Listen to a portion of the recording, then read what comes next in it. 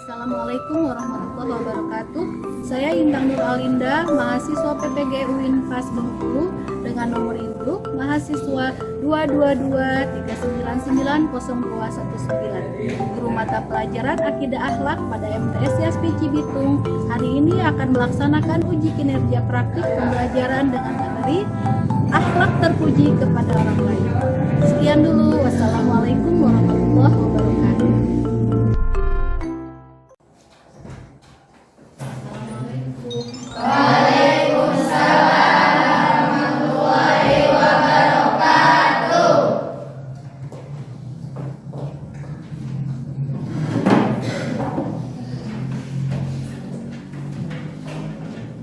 Selamat pagi semuanya.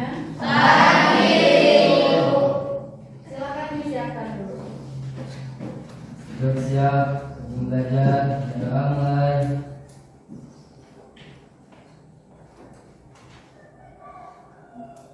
Doa selesai, bersalam kepada ibu guru.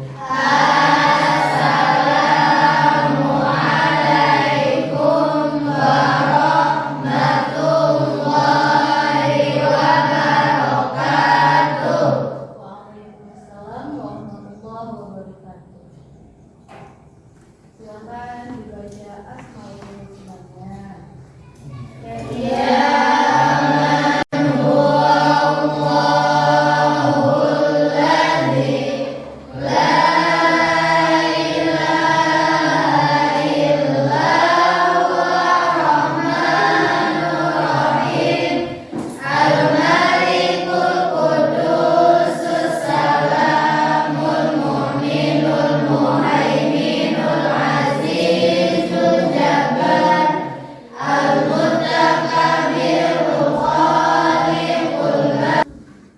Baiklah, sekarang ibu absen dulu ya.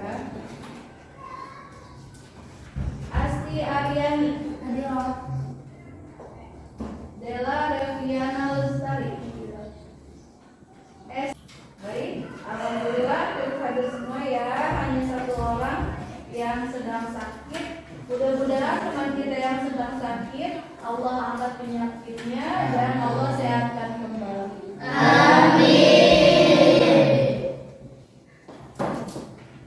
Baik, kita akan mulai pelajaran hari ini, yaitu tentang tema apa? Judulnya adalah tentang akhlak terpuji kepada orang lain. Sebelum kita mulai pembahasan kali ini, Ibu mau tanya dulu, yang pelajaran Ibu kemarin kalian masih ingat nggak? Kita belajar tentang apa minggu kemarin? Ya, betul. Mukjizat itu apa?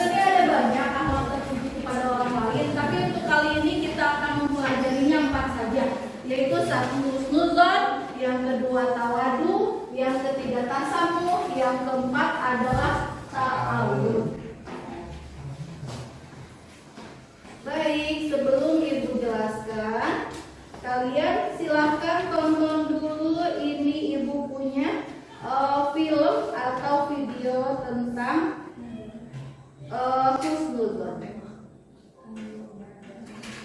Baik, video tentang husnudzon sudah kalian lihat semuanya. Dari sini Ibu sekarang akan menjelaskan tentang husnudzon. Apa itu husnudzon? Husnudzon itu berasal dari kata husnu dan kata dzon. Husnu artinya baik, dzon itu adalah sangka. Jadi husnudzon itu apa? Husnudzon adalah berbaik sangka kepada orang lain atas setiap apapun yang orang lakukan kepada kita. Dari husnudzon ini tidak hanya kepada orang lain kita harus berbaik sangka. Tapi husnudzon itu terbagi pada dua bagian. Satu, husnudzon atau berbaik sangka kepada Allah dan Rasulnya. Yang kedua adalah husnudzon kepada orang lain. Tuh, di sini ada dalilnya, yaitu terdapat pada surat Al-Hujurat ayat 2, yaitu ya ayyuhalladzina amanu jtanibu katsiran minadh-dhanni inna ba'dadh-dhanni ismun. Artinya adalah, hai orang-orang yang beriman, jauhilah kebanyakan dari kalian tentang atau prasangka. Sesungguhnya sebagian prasangka itu adalah dosa. Itu. Jangan banyak, jangan suka menyangka-nyangka. Kayaknya gitu ya, kayaknya gitu ya. Jangan seperti itu, karena banyak sekali sebagian dari prasangka itu adalah dosa. Itu. Selanjutnya di sini husnudzon kepada Allah Subhanahu wa taala. Di sini Ibu akan memisahkan tentang suatu kejadian di masa yang telah lalu. Ceritanya adalah pada zaman dahulu ada seorang raja. Raja itu selalu didampingi oleh penasihatnya. Penasihatnya pun adalah orang yang sangat bijak, sehingga apapun yang raja lakukan semua berdasarkan kepada nasihat dari seorang penasihat tersebut. Gitu. Ada dalam bimbingannya. Pada suatu ketika, karena raja adalah orang yang sangat menggemari untuk berburu. Pada suatu ketika raja berburu di hutan dan raja itu mendapatkan hasil tangkapannya adalah rusa. Raja itu senang sekali, alhamdulillah, asik, saya dapat rusa. Kali ini saya akan makan makanan yang enak. Nah, sebelum itu rusa tersebut dimakan, untuk sebelumnya adalah disembelih dulu. Setelah disembelih, dagingnya dipotong-potong atau dicincang. Nah, ketika raja sedang memotong daging rusa tersebut, ternyata jari raja itu terpotong bersama sedang memotong rusa, daging rusa. Raja langsung, bagaimana ini? Jari saya terpotong.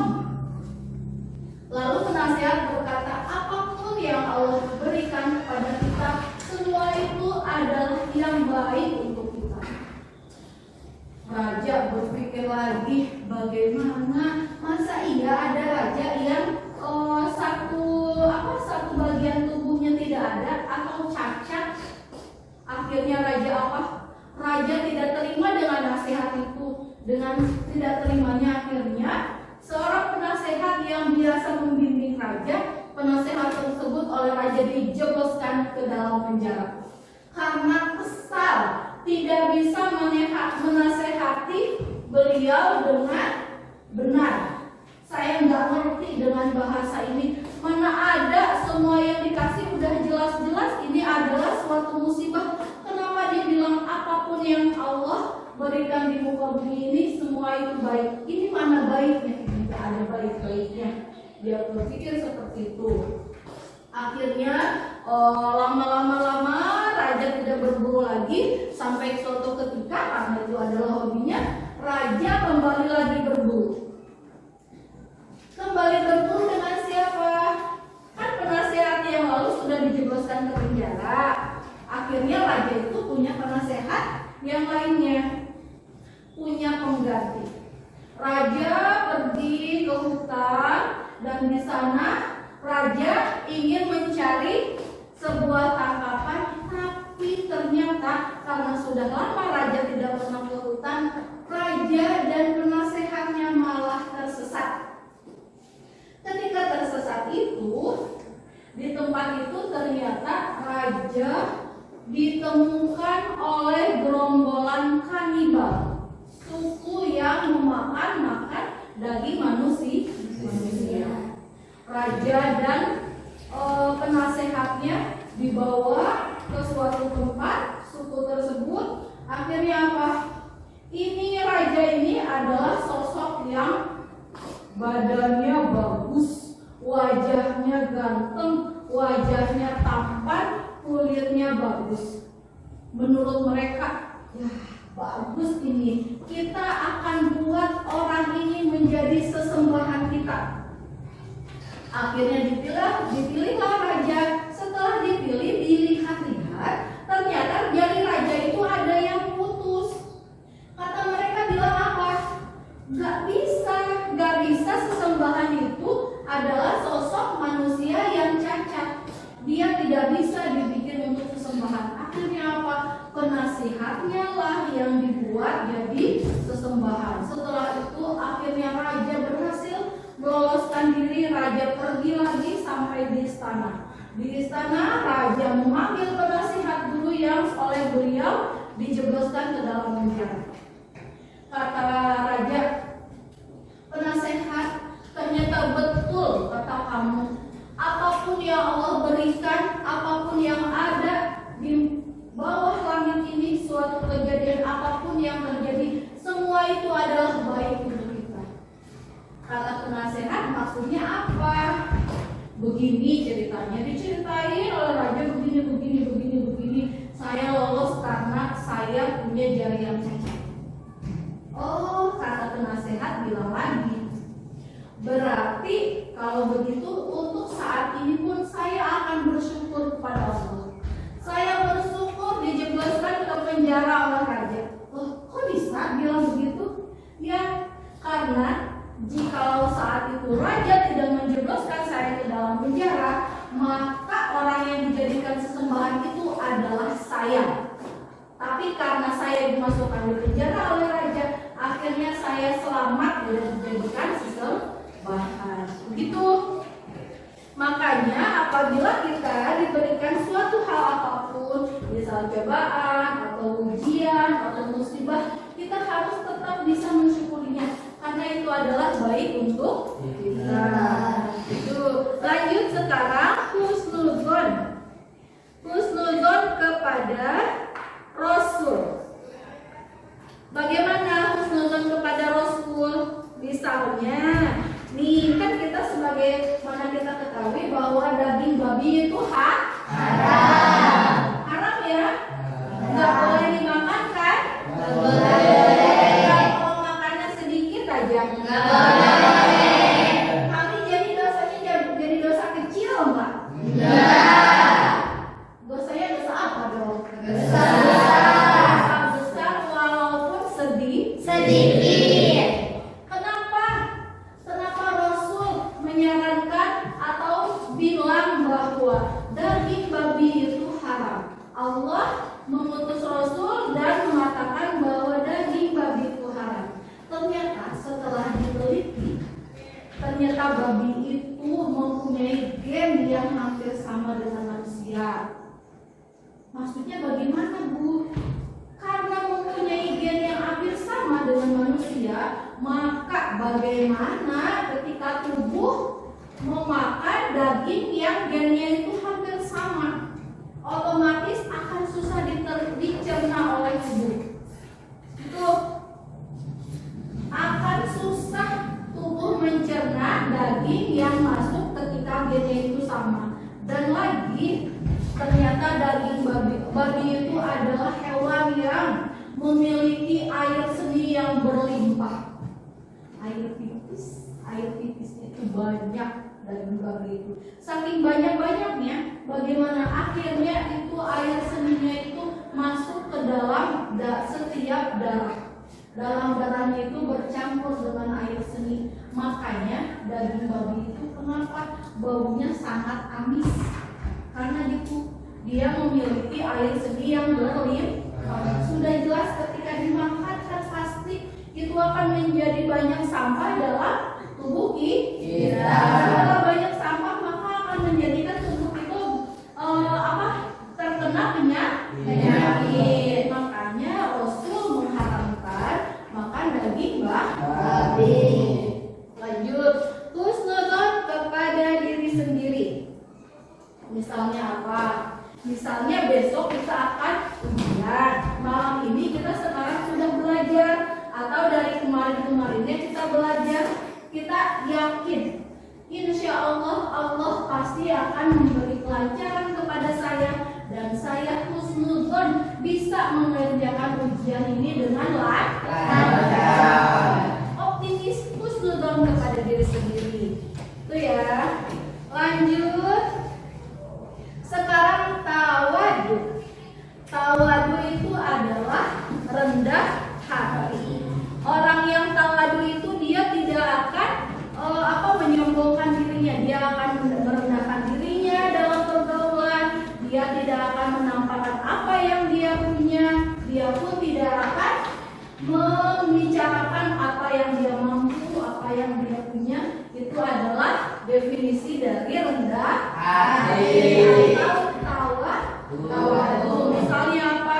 Dia itu adalah orang yang berprestasi. Dia tidak memamerkan keprestasiannya. Dia adalah orang yang kaya. Dia punya mobil banyak, punya rumah mewah, harta yang berlimpah, tapi dia tidak memperlihatkannya. Dalam artian dia bisa hidup dengan kehidupan yang cukup sederhana. Itu tawadu. Dalilnya yaitu dalam Quran surat Asy-Syu'ara ayat 215 yang berbunyi A'udzubillahi minasyaitonirrajim. Bismillahirrahmanirrahim. Wahfid janahaka liman ittaba'aka minal mu'minin. Artinya adalah, dan rendahkanlah dirimu terhadap orang-orang yang beriman yang mengikutimu. Tidak usah memamerkan apa yang kita bisa, tidak usah memamerkan apa yang kita punya, karena sebaiknya umat Islam itu, umat yang beriman itu tetap bisa merendahkan hati. Lanjut lagi, sekarang tasamuh. Nah, tasamuh ibu mau kasih lagi videonya ya, silahkan ditonton. Itu sangat berarti untuk kita terapkan pada pergaulan atau kehidupan kita sehari-hari. Tasamuh itu apa? Toleransi. Apalagi terhadap orang yang beragamanya tidak sama dengan kita. Pada zaman dahulu, waliullah atau wali songo sudah mencontohkannya dalam kehidupan beliau, yaitu siapa? Sunan Kudus. Sunan Kudus pada masanya di waktu itu banyak sekali orang yang menganut agama Hindu, dan orang Hindu itu adalah orang yang sangat menghormati sapi, sangat menghormati sapi. Beliau menganggap sapi itu adalah hewan yang sangat istimewa. Oleh karena itu apa? Ketika saatnya Idul Adha, ketika saatnya hewan untuk dikurbankan, Sunan Kudus itu tidak pernah menyembelih sapi. Karena apa? Beliau itu menghargai kepada agama yang selain agama Islam. Itu jadi apa? Maka kehidupan pada zaman dahulu toleransinya itu sangat baik, toleransinya sangat bagus. Ketika toleransi diterapkan atau ditegakkan oleh kita, maka kita akan hidup dengan damai bersama orang-orang yang bukan muslim. Di sini ada dalilnya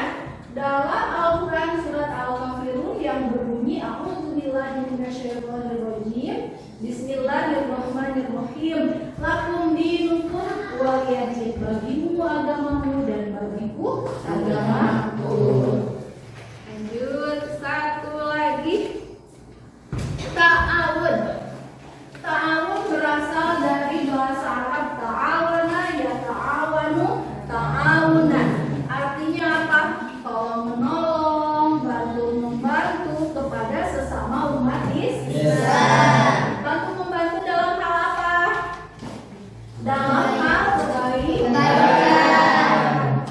Bagaimana contohnya? Misalnya ketika di dalam kelas ini ada teman kita yang ketinggalan pulpennya, sedangkan menuntut ilmu itu hukumnya wajib. Karena kalau kita punya pulpen yang lebih, maka pinjamkan teman kita pulpen supaya teman kita tetap bisa belajar dengan baik. Itu adalah ta'awanu 'alal birri wat taqwa. Dan janganlah bertolong-menolong dalam hal yang tidak baik, hal yang maksiat. Tidak boleh. Contohnya apa? Misalnya ada teman kita itu mau maling. Nah, mau malingnya dia bingung ini kemana harus masuknya, gimana ya caranya, sedangkan dia tahu oh pintunya sebelah situ, oh kuncinya ada di sana. Kasihan katanya mau maling, dibantuin dibukain pintunya. Boleh nggak seperti itu? Tidak boleh tolong menolong dalam hal yang tidak baik. Itu ya. Di sini dalilnya adalah dalam Al-Quran surat Al-Maidah ayat 5 yang berbunyi A'udzubillahi minasyaitonirrajim. Bismillahirrahmanirrahim. Wa ta'awanu 'alal birri wat taqwa wa la ta'awanu 'alal itsmi wal 'udwan. Artinya adalah dan tolong menolonglah kamu dalam mengerjakan kebajikan dan takwa, dan jangan tolong menolong dalam berbuat dosa dan kemusyrikan. Selesai sampai sini, ada yang mau ditanyakan? Tapi sebelumnya ibu mau nanya dulu, ada yang tahu nggak definisi dari husnudzon? Ada yang tahu nggak husnudzon itu apa? Iya, boleh. Husnudzon adalah sikap seseorang yang berpikir positif pada apa yang telah dilakukan oleh orang lain. Ya. Terus sekarang husnudzon itu lawan katanya apa? Suudzon. Apa arti dari suudzon? Buruk sangka. Husnudzon. Yang kedua tawadu itu rendah hati. Ada yang tahu enggak lawan kata dari rendah hati itu apa? Apa?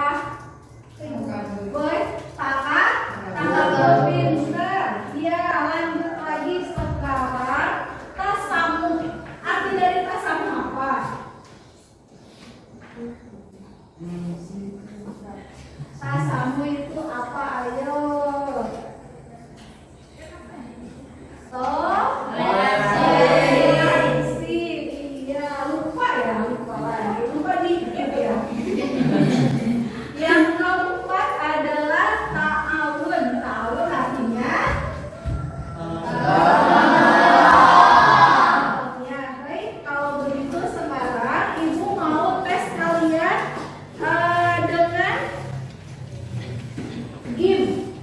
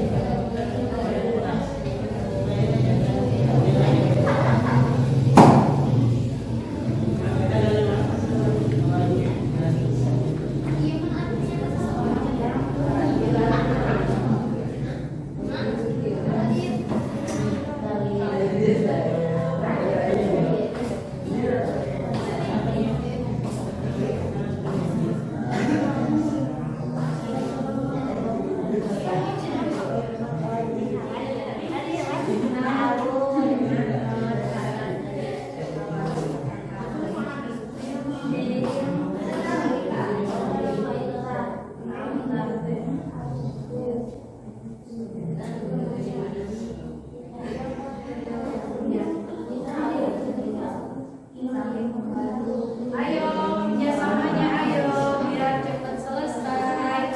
Siapa yang paling cepat selesai nanti?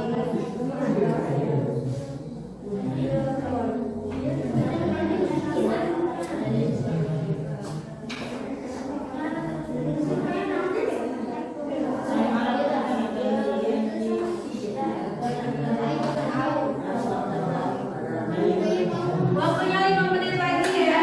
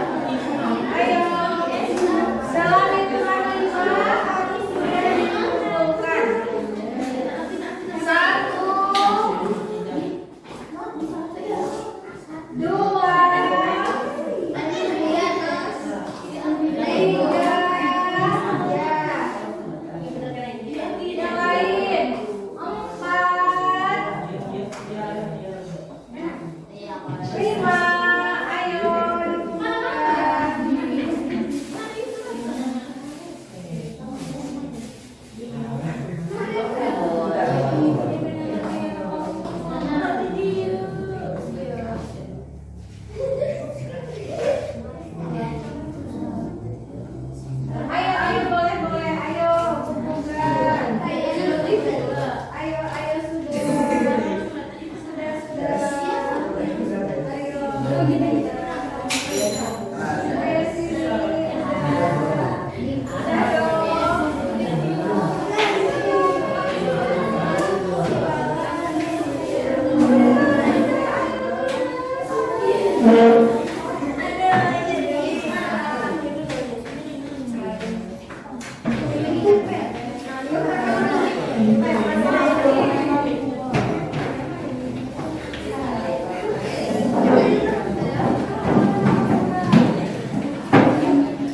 dari kelompoknya masing-masing ke depan satu orang.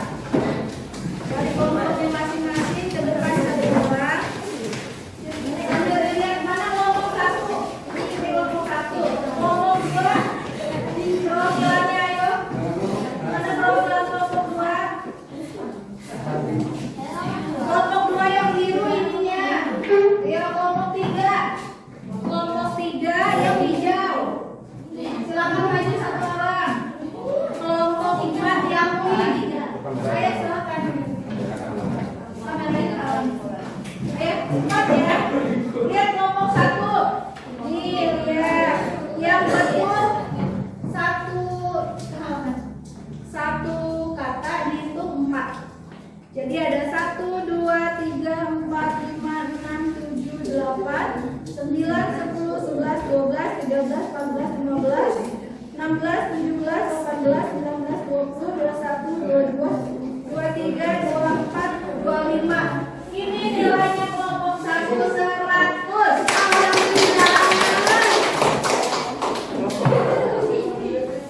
Kelompok 2. Baik, kita hitung 1, 2, 3, 4, 5, 6, 7, 8, 9, 10, 11, 12, 13, 14, 15, 16, 17, 18, 19, 20, 21, 22, 23 kali 4 berapa? 12. 23 kali 4, 96.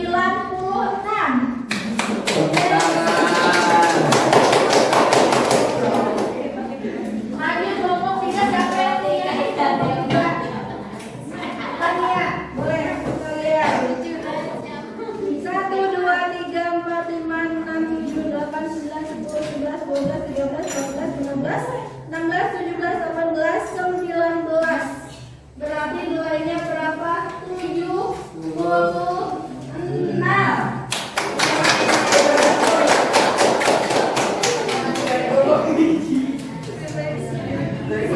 Lanjut kelompok 4 ini punya siapa?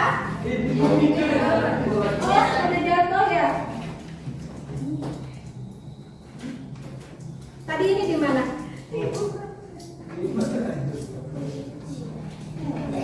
Kita banyak di sini ya.